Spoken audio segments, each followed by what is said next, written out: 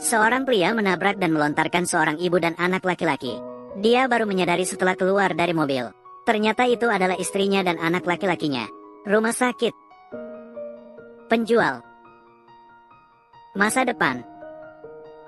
Di tangan Max, bahkan langsung membawa anak laki-laki yang masih kecil pergi ke pedalaman. Melihat ayahnya hanya meninggalkan lampu belakang mobil tanpa belas kasihan, anak laki-laki membenci ayahnya sepenuh hati. Bersumpah tidak akan pernah memaafkannya seumur hidup. 20 tahun berlalu, pria itu berdagang setiap hari untuk mencari nafkah. Tidak hanya mendirikan keluarga dan usaha, dia memiliki seorang putri yang cantik. Hari itu dia menjual nasi goreng di pinggir jalan bersama putrinya. Pelanggan. Akhirnya dia dipukul oleh seorang pria. Pria itu merasa sangat sedih melihat kejadian tersebut. Namun, demi mencari nafkah, dia hanya bisa meminta maaf dengan rendah hati. Pria itu malah menuntut ganti rugi 20.000 untuk pakaian. Pria itu sangat miskin. Dia sama sekali tidak punya uang. Akhirnya, orang-orang yang mabuk langsung merusak dagangannya. Bahkan menyerang pria tersebut secara fisik. Saat ayah dan putrinya tidak tahu harus berbuat apa. Sekarang ayahnya sudah menjadi salah satu dari 100 orang terkaya di negara ini. Namun hatinya masih belum bisa melupakan masa lalu. Untuk menggantikan, anak laki-laki itu mencarinya dengan susah payah selama 20 tahun. Meskipun pria itu langsung mengenali ayahnya, namun ia tetap tidak bisa memaafkannya. Dia menolak untuk mengakui hubungan dengan ayahnya. Dia bahkan tidak memberinya kesempatan untuk menjelaskan.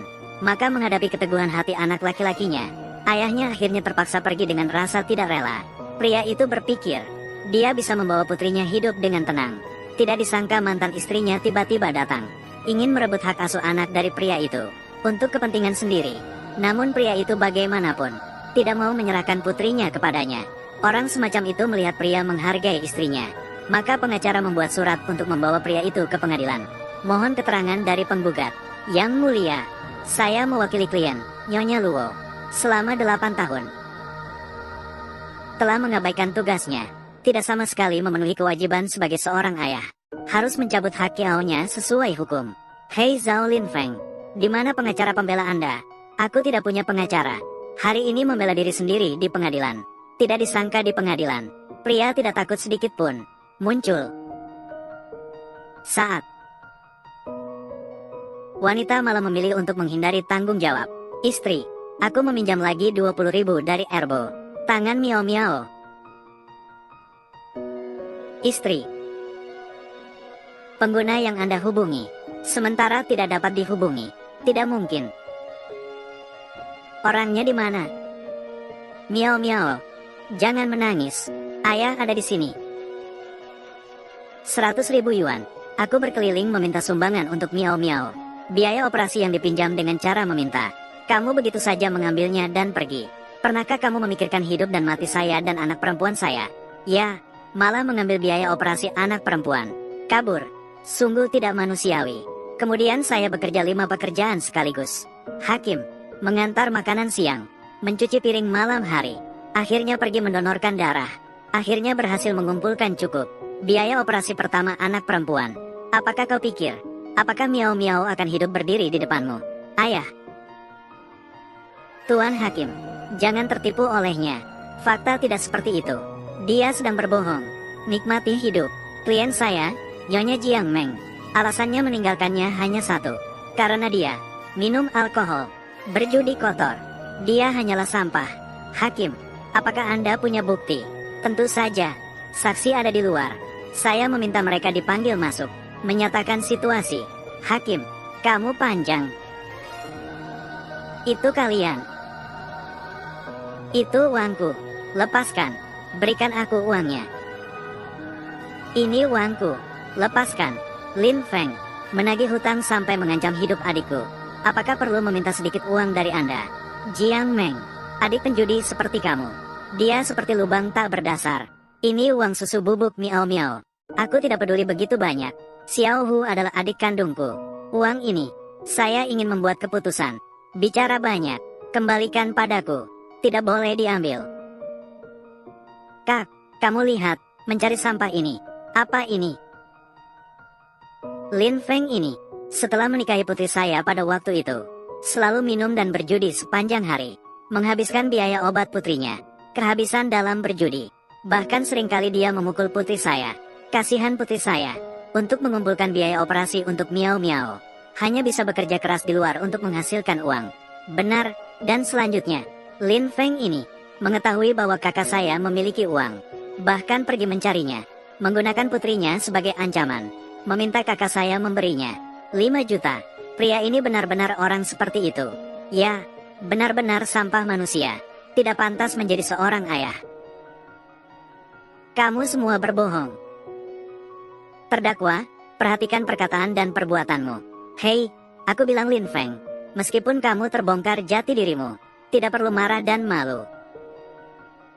Tidak, ayahku bukan seperti itu. Benar, Lin Feng pasti bukan tipe orang seperti ini. Identitas sebenarnya Lin Feng. Mohon tetap diam. Jiang Meng, kamu untuk hak asuh Miao Miao. Kamu bersekongkol dengan mereka untuk berbohong. Apakah kamu tidak takut akan hukuman Tuhan?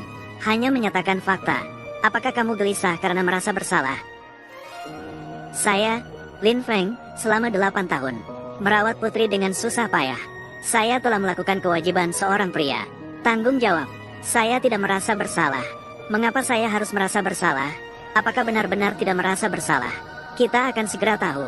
Yang mulia, saya masih punya bukti yang bisa membuktikan wajah asli Lin Feng jauh lebih buruk daripada yang terlihat. Dan ada 3 memanggil saksi. Guizi, sudah 20 tahun. Akhirnya saya menemukan anak laki-laki kita. Tapi dia seperti tidak akan pernah memaafkan saya.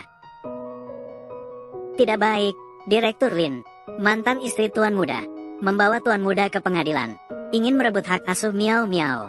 Keadaan sekarang sangat merugikan Tuan Muda. Apa?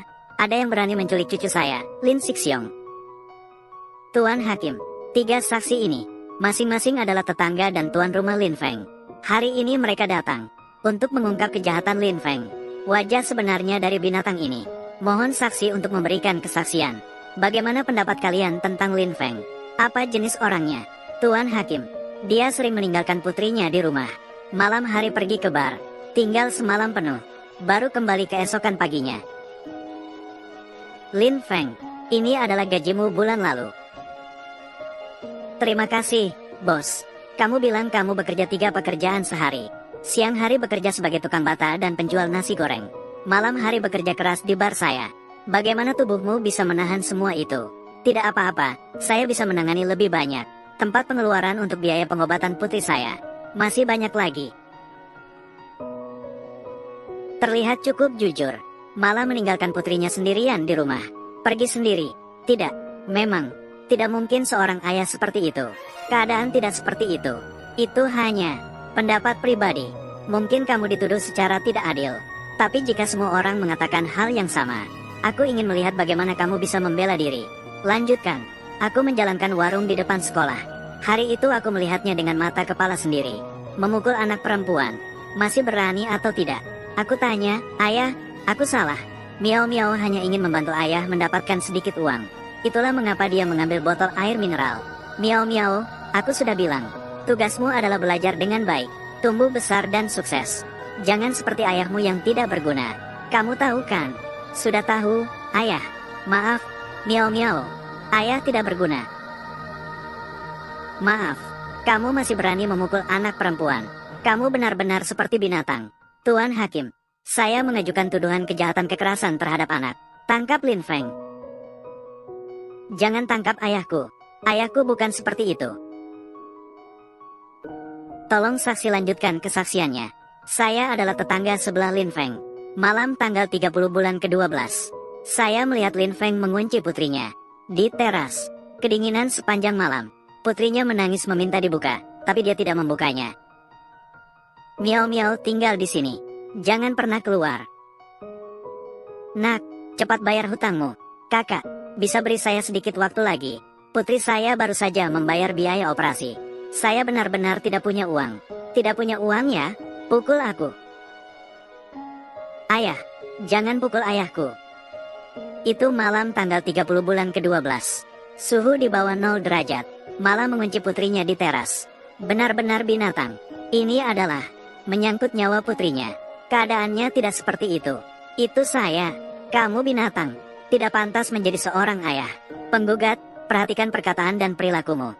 Binatang ini, sampah manusia, tidak pantas menjadi seorang ayah. Bukan seperti itu. Semua diam. Ayah, apakah kamu baik-baik saja? Ayah baik-baik saja. Sekarang masuk ke proses pengadilan. Sebelum hasilnya diumumkan secara resmi, kami ingin mendengarkan pendapat anak terlebih dahulu. Jadi anak, setelah mendengarkan semua yang baru saja dikatakan, apakah kamu ingin bersama ayah? Atau ibu? Apakah masih ada keraguan? Ayah yang buruk seperti ini, cocok untuk membesarkan anak? Memang, berbicara dari sudut pandang yang lebih jauh, ayah ini seorang penjual nasi goreng. Ibu memang seorang CEO bernilai jutaan. Bahkan orang bodoh pun tahu harus memilih yang mana. Miao miao, jalan masa depanmu. Ibu sudah menyiapkan jalannya untukmu. Asalkan kamu memilih ibu, kamu bisa menjadi putri yang diperhatikan oleh jutaan. Semua aset miliaran itu akan menjadi milikmu. Saya tidak mau. Aku ingin bersama ayah. Tidak masalah. Apapun keputusan yang kamu ambil, ibu akan selalu mendukungmu. Meskipun kamu tidak memikirkan dirimu sendiri, apakah tidak memikirkan ayah? Apakah kamu tahu tentang penyakitmu? Setelah ini, ayah tidak akan ada di sini lagi. Apakah kamu tega membuat ayahmu menderita seumur hidup demi kamu? Miao miao, apapun keputusanmu, kamu akan selalu menjadi putri ayah. Miao miao, buatlah pilihanmu. Ayah, jika miao miao memilih ibu, apakah maka tidak akan lagi membuatmu terbebani? Aku memilih ibu. Miao miao, mengapa? Karena miao miao suka rumah besar, juga suka boneka, masih suka rok cantik.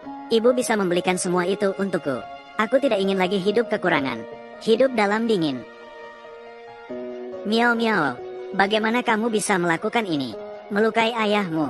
Ayah, tanpaku, pastinya kamu akan lebih bahagia. Ayah tidak berguna. Ayah minta maaf padamu, karena kamu sudah memilih. Ayah mendukungmu. Setelah ini, ayah tidak ada di sini lagi. Saat cuaca dingin, jangan lupa pakai pakaian. Harus minum obat tepat waktu. Kamu ingat? Sudah tahu, ayah. Terima kasih. Perhatian selama bertahun-tahun. Miao miao, di kehidupan berikutnya, masih menjadi putrimu. Miao miao, baiklah. Dia bukan lagi ayahmu. Ikut ibumu. Tidak baik, Direktur Lin. Orang kita menemukan laporan pemeriksaan kesehatan Tuan Muda di rumah sakit. Selama bertahun-tahun ini, Tuan Muda untuk memberikan kepada Nyonya, menghasilkan uang untuk pengobatan, telah melelahkan tubuhnya sendiri. Terkena kanker lambung. Cepat, pergi ke pengadilan. Saya ingin mengambil anak saya, menerima perawatan terbaik. Ayah, baiklah. Miao miao, ayah. Yang mulia, tolong umumkan hasilnya. Kalian semua telah menyalahkan Lin Feng. Yang mulia, ketua pengadilan, saya nyatakan hak asuh Lin Miao Miao kepada Xiao Feng. Apakah kamu baik-baik saja? Kamu datang untuk apa? Aku sudah bilang, aku tidak ingin melihatmu lagi seumur hidup. Kamu berikan padaku, meninggalkan ibumu dan kamu. Ayah yang membuang diri begitu saja. Memang benar, anak dari orang sampah ini tetap saja tak berguna. Tutup mulutmu yang bau. Kamu tidak punya hak bicara di sini. Berani sekali memukulku. Anda, Tuan Hakim. Kami memiliki bukti yang berbeda. Lin Feng pergi ke bar setiap malam. Bukan untuk bersenang-senang semata, melainkan untuk bekerja di bar, untuk mengumpulkan biaya obat untuk putrinya.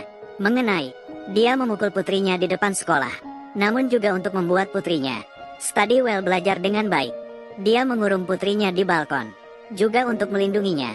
Dia malah terluka parah dan masuk rumah sakit. Tuan Hakim, ini semua bukti. Silakan periksa dengan seksama. Tuan Jia. Ternyata inilah kebenaran dari situasi ini. Ternyata seperti ini. Tidak mungkin, Tuan Hakim. Mereka membuat kesaksian palsu. Mereka sedang berbohong. Benar. Miao miao. Jangan percaya pada mereka. Hanya ibumu yang mencintaimu. Jika kamu benar-benar mencintai Miao miao, mengapa menghilang selama 8 tahun? Malah baru muncul setelah 8 tahun. Memperebutkan hak asuh Miao miao. Kamu. Apa maksudmu? Tuan Hakim, Saya punya bukti di sini yang dapat menjelaskan tentang Jiang Meng. Perebutan hak asuh. Alasan sebenarnya. Pasien Jiang Meng. Hasil diagnosa kamu adalah kemandulan seumur hidup. Ternyata karena tidak bisa memiliki anak, barulah kembali mencuri hak asuh anak perempuan.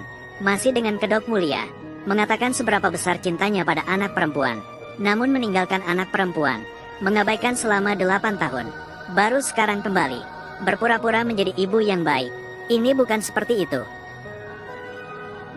Miao Miao, Mama adalah yang paling mencintai Miao Miao. Lepaskan tanganku. Kamu bukan ibuku, hanya punya ayah, Jiang Meng.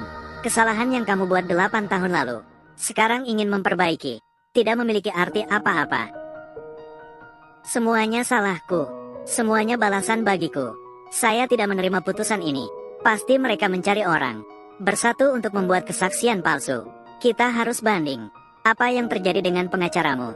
Segera bela kasus ini. Kamu membela penggugat dan pihaknya, mengganggu ketertiban pengadilan. Ketua sidang, usir dari pengadilan. Hakim bukanlah kita, itu Lin Feng dan mereka. Saya nyatakan, tengah, hak asuh Lin Miao Miao kepada Lin Feng.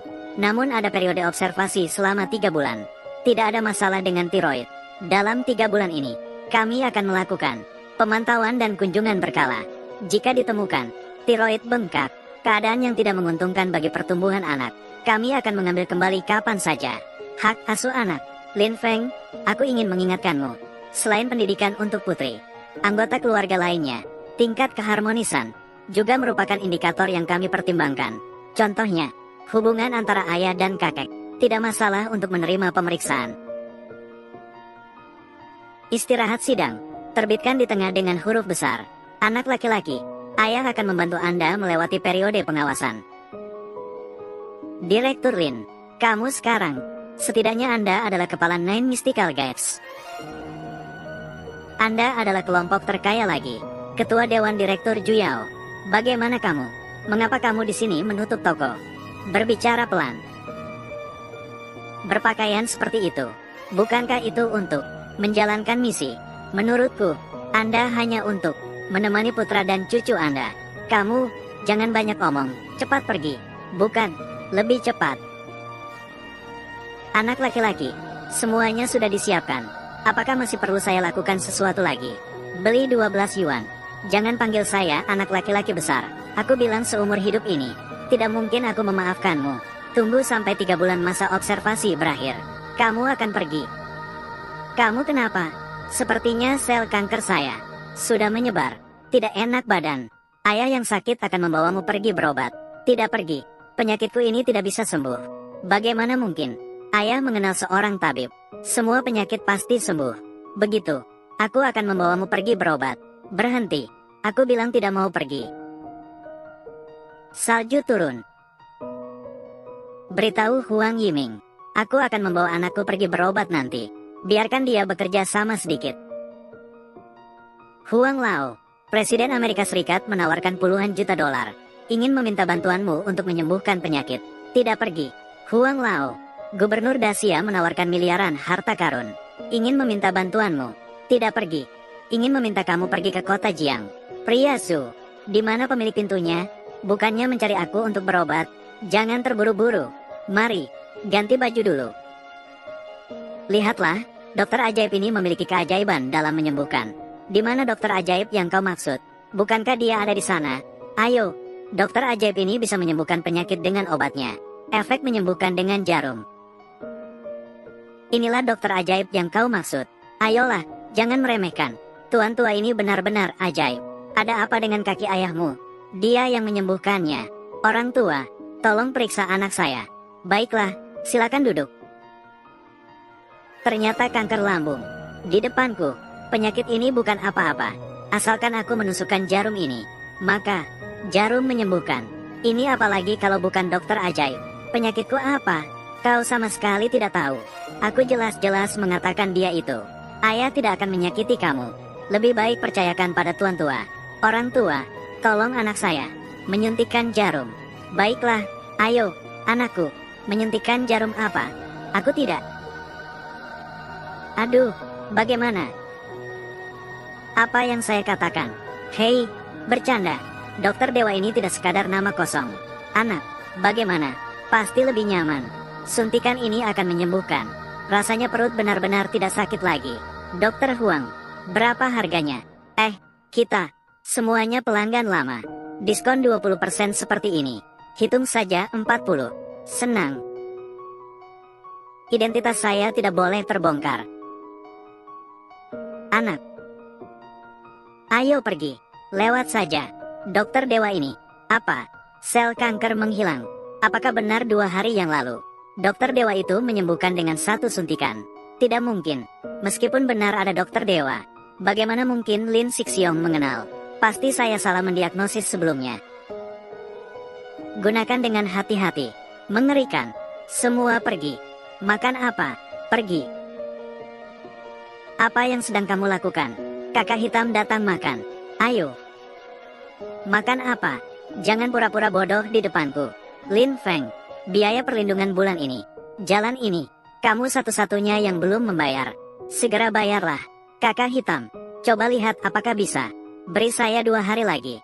Putri saya baru saja menjalani operasi kedua. Saya benar-benar tidak punya uang lagi. Kakak hitam, lihatlah. Jangan banyak omong. Tidak ada uang, kan? Pukul dia. Hari ini jika tidak membayar. Jangan berhenti. Anak, cepat lari. Bukan, tapi kamu. Apa yang bisa ditakuti oleh tulang tua ini? Cepat lari. Pergi panggil polisi. HMPH, kalian lihat barang tua ini. Menggenggam sendok panci. Berpura-pura menjadi pahlawan di sini. Sepertinya biasa saja.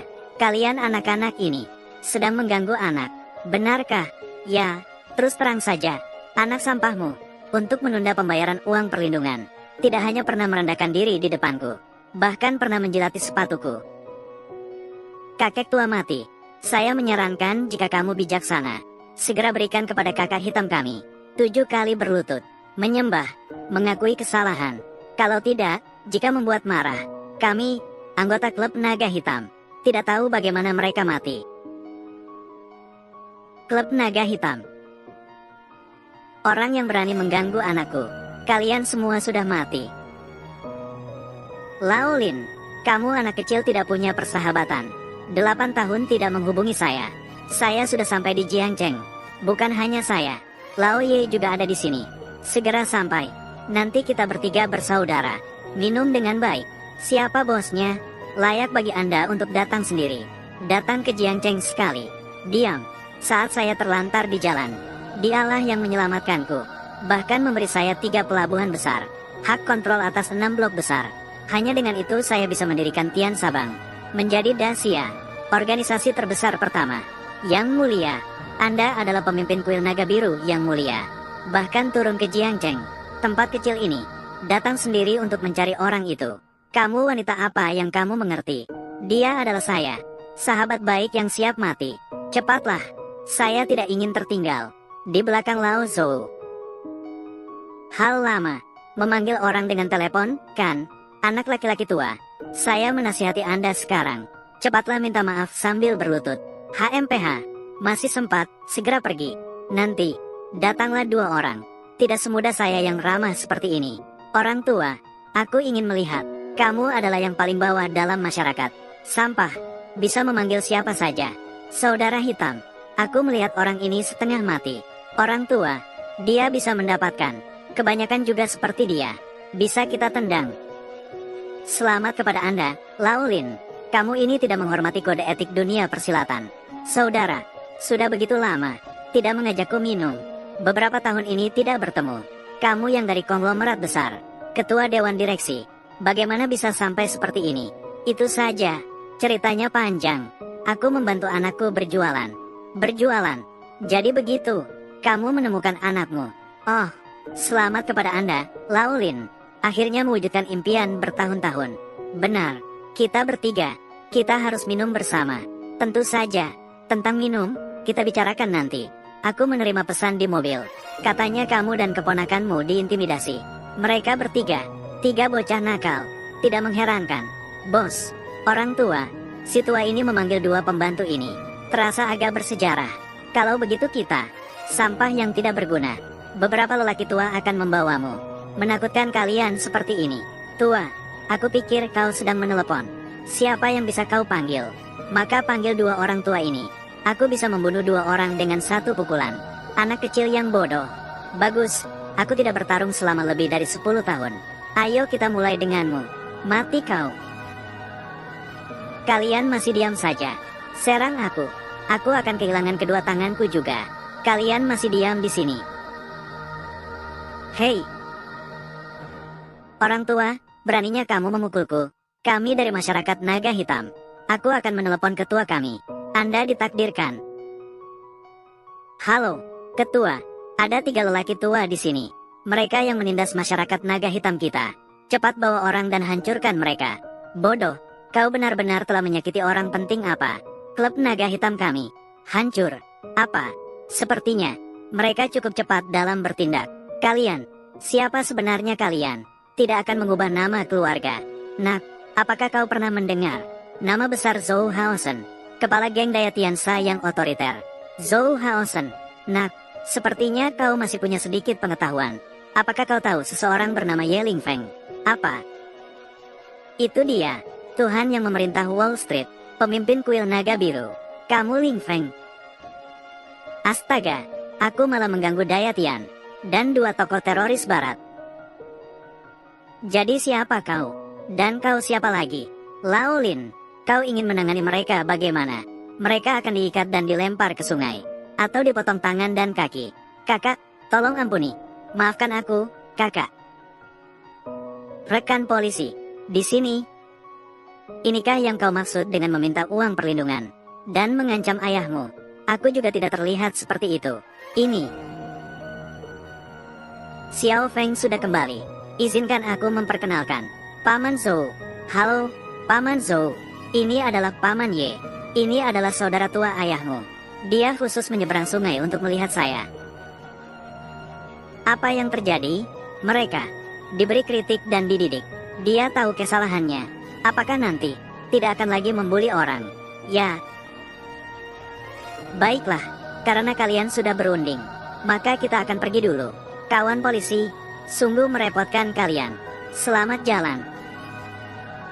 Ayo minum sedikit. Hei, Xiao Feng datang. Ini adalah kunci mobil Rolls-Royce. Saya sudah melihat di berita. Katanya satu mobilnya bernilai 80 juta. Paman Zhou, ini milikmu. Apa itu Rolls-Royce? Ini adalah kunci sepeda motor listrik saya. Kamu, Paman Zhou, dia hanya seorang pengayuh becak. Bagaimana dia bisa membeli Rolls-Royce?